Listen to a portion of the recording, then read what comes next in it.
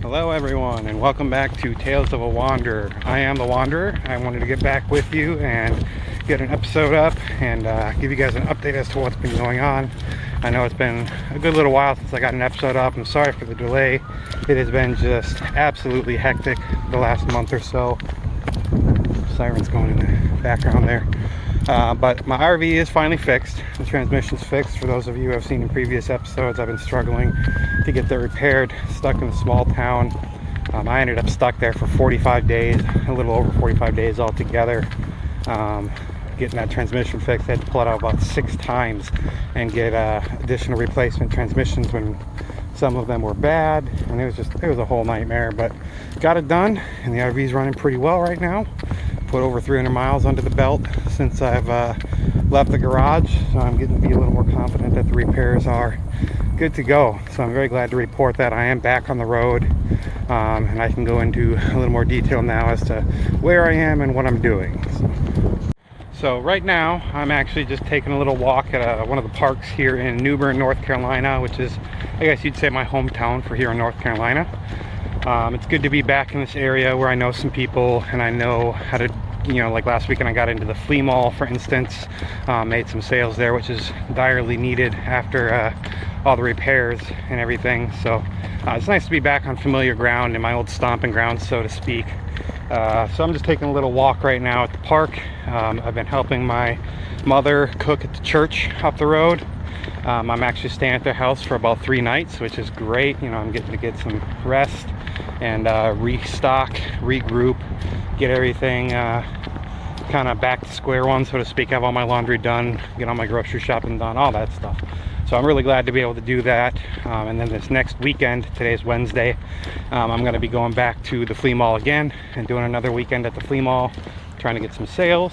So that's definitely going to be the plan through this week at least. And then after that, I should be back out on the river where I was camping before I headed into town here.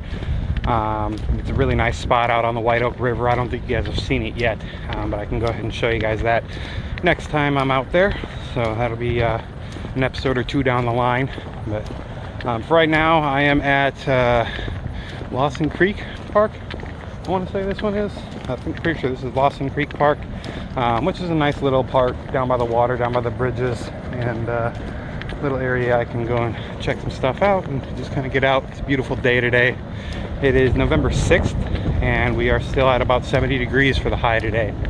But as of next week, we're finally due to drop down into colder temperatures. So I guess that's the situation, is I'm down here walking, but otherwise I'm just exploring around, doing the flea mall, trying to get things sorted out and regroup a little bit now that I'm back on the road and up and running.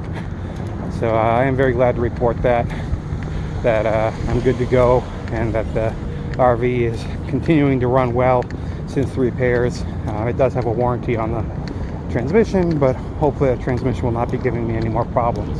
So, plus it seems like I got close to a mile to the gallon boost in mileage from all the work that was done. So pretty happy about that too. Yeah, that's about where I'm at right now.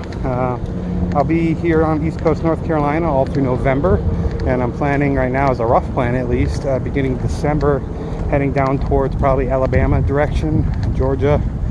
That way, hopefully getting down towards my grandparents' place around Christmas time.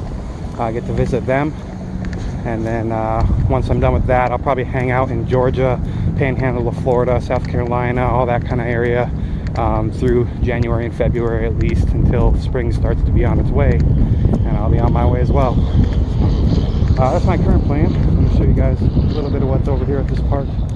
Got some boat launches and different little areas you can walk. This ramp here, actually, that you're seeing now, was not replaced until just recently, well over a year after Hurricane Florence came through and tore out all the docks and everything in this area. This whole park was under, I want to say, probably at least 4 feet of water, 3.5, 4 feet of water at least. So it was pretty heavily damaged, of course. I'm going to go ahead and get in a little bit more of a shaded area from the wind, though. I can give you guys a little more information as to what all has occurred, why it's been so long since I've been able to get up a vlog episode for you guys, and some of the stuff that you can expect to see around here while I'm exploring on the coast where the hurricane hit. Like, for instance, we'll see that in a minute. There's a boat right off the coast out there, sunk down. There's another boat off in a different channel over that way, sunk.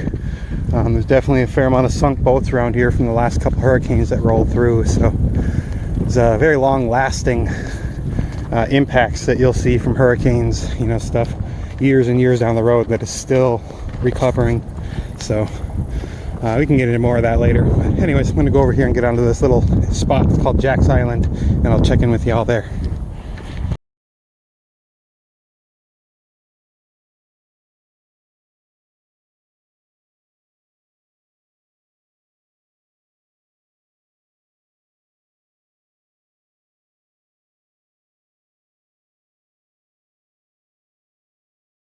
Okay, well, hopefully y'all can hear me a little better here. The wind should be a little bit easier down here. So I'm going to go ahead and try to cram as much as I can into the last couple minutes of this video, as much information as far as what has occurred and what is going to be occurring soon for me and my travels. Part of the reason, or the main reason I should say, why I didn't get any vlog episodes up in the recent last couple of weeks is because it seemed like every time that I would take vlog video and get a vlog episode filmed for y'all, by the time I got around to editing it, the situation with repairs would change, or the situation with my plans would change, or different things would be occurring that would make all the video I made incorrect, you know. So by the time I got around to editing it, it just wasn't correct anymore. It wasn't current in its information. So in the end, after doing that a few times, I decided, you know what, I'm just going to wait until things are settled out, until I know the repairs are done correctly, until I know I'm back on the road, and that's really at the point where I'm at now. So that's why there's been such a delay. It's just things kept changing so rapidly, I couldn't really get things up in time to have it be correct. So thankfully now I should be a little more regular again with my episodes. Hopefully at least a couple times a week I'll get something up for you guys and show you what I'm up to, what I'm hiking, what I'm cooking, what I'm doing in the RV, tips, travel, all sorts of stuff like that. So today I think our tip for the video is going to be to make sure you do your research when it comes to owning an RV, and not just on the basic things, on every little aspect. Even like for winterizing your RV, you know, I thought, oh, well, I'm going to be traveling with the weather.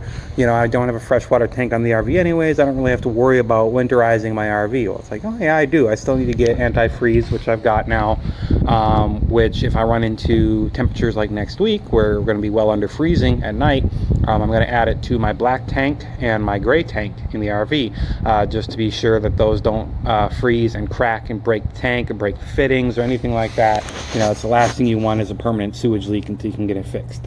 So you know, every little aspect like that, every little thing, just do your research. Try to figure out as much as you possibly can before you jump into something like this, because even with doing a lot of research myself, it still wasn't nearly what I needed. I could have probably researched a whole nother year and still been caught off guard by a lot of things. I learn something new every day on the road, which is one of the great things about this lifestyle, is learning something new and learning how a new lifestyle and a new way of doing things works.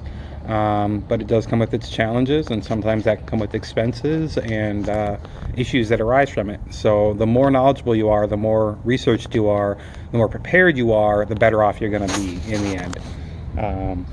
So don't rush it, you know, research it, make sure you know what you're doing, and you know what you're getting into before you jump in, so to speak.